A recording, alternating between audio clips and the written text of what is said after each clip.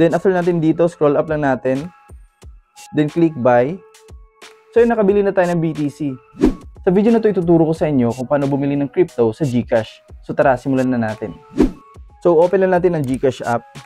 And then click lang natin itong view all. And then dito naman scroll up lang natin. Then under ng grow, click lang natin itong GCrypto. So bago tayo makapag-trade or makabili ng kahit anong crypto na gusto natin, kailangan muna natin mag-top up. So click lang natin itong top up. So dito lagay lang natin yung amount. Pero make sure na may naman yung GCash natin kasi dun kukunin yung ipang top up natin. So sa akin is 500. Then click continue. Then click pay. So yun, nakapag-top up na tayo. So click na natin itong done. Then click na natin itong back to GCrypto. So as we can see, meron tayong 500 sa balance natin. So pwede na tayo makabili ng crypto. So click lang natin itong trade. And then dito sa search, lagay lang natin yung name ng crypto na gusto natin bilhin. And pwede din natin i-scroll tong list para makita natin yung mga crypto na available dito sa GCrypto.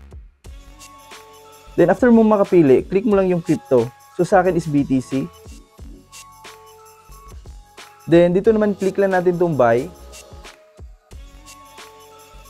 Dito naman make sure na nakaselect itong market order. And then dito sa amount, pwede tayo mag-customize ng amount. Or pwede din natin i-click itong 100% if gusto natin ibili lahat. Then after natin dito, scroll up lang natin. Then click buy. So yun, nakabili na tayo ng BTC. So click lang natin itong back to dashboard.